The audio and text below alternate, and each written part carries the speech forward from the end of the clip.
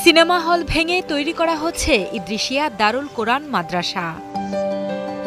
ধর্মপ্রাণ মুসলমান সহ জনগণের দানের টাকায় ছন্দা সিনেমা হল ভেঙে তৈরি করা হচ্ছে এই মাদ্রাসা। ইতিমধ্যেই সিনেমা হল মালিককে জমি ক্রয়ে বায়নাও দিয়েছেন মাদ্রাসা কর্তৃপক্ষ। ওইটা হলো গুনার কারখানা আর হলো সোয়াবের কারখানা। তো আমরা চাই যে আসসালামু আলাইকুম, বিসমিল্লাহির রহমানির রহিম। দেখে এবং শুনে হৃদয়টা পানটা জুড়িয়ে গেল, লোক ঠান্ডা হয়ে গেল, লোক কি বলে শুক্রিয়া আদায় করব এবং শুক্রিয়া জানাবো। সিনেমা হল ব্যঙ্গে এবং অন্ধকার আর ভুবন ব্যঙ্গে ছেলে মেয়ে ঢুকে সিনেমা চাইতো তো এবং অশ্লীল কাজও চলতো এই জায়গায়, জিনা কাজ এবং সিনেমা হল ব্যঙ্গে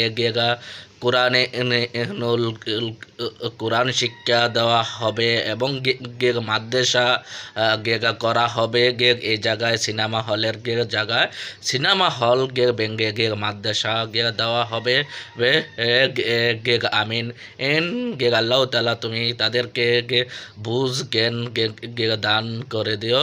সিনেমা হল ভেঙে তৈরি করা হচ্ছে ইদ্রিসিয়া দারুল কোরআন মাদ্রাসা। ধর্মপ্রাণ মুসলমান সহ জনগণের দানের টাকায় ছন্দা সিনেমা হল ভেঙে তৈরি করা হচ্ছে এই মাদ্রাসা। ইতিমধ্যেই সিনেমা হল মালিককে জমি ক্রয়ে বায়নাও দিয়েছেন মাদ্রাসা কর্তৃপক্ষ। ওইটা হলো গুনার কারখানা আর হলো সোয়াবের কারখানা। তো আমরা চাই যে পুরাটাই আমাদের সোয়াবের কারখানা হোক। সমস্ত মুসলমান জাতি চা এই ফলটুকু ভেঙে দিছে মাদ্রাসা হোক। নরসিংদীর রায়পুরা উপজেলায় ১৯৯৯ সালে প্রতিষ্ঠিত হয় ছন্দা সিনেমা হল।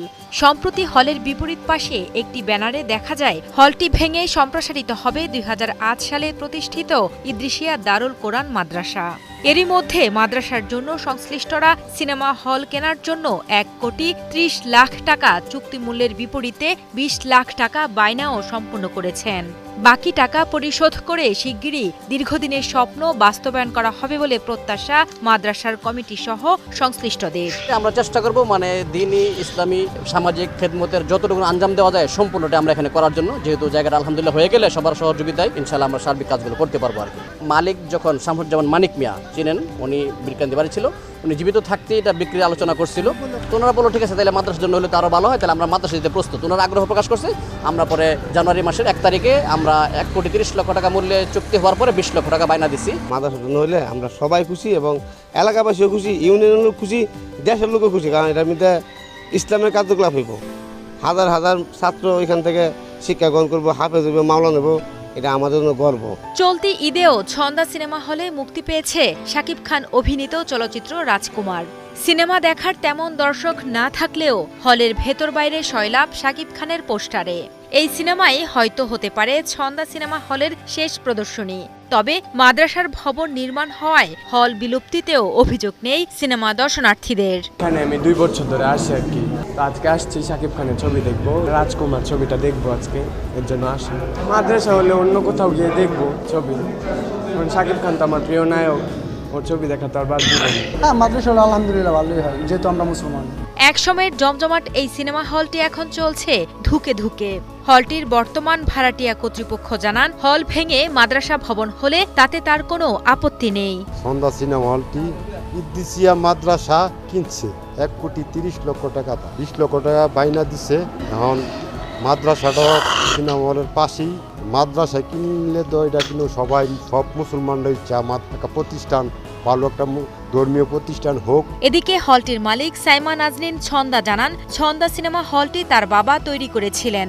তবে তার বাবা মৃত্যুর আগেই এই হলটি বিক্রি করতে চেয়েছিলেন। পারিবারিক সিদ্ধান্ত ক্রমে তার বাবার শেষ ইচ্ছে পূরণেই সিনেমা হলটি বিক্রি করছেন তারা।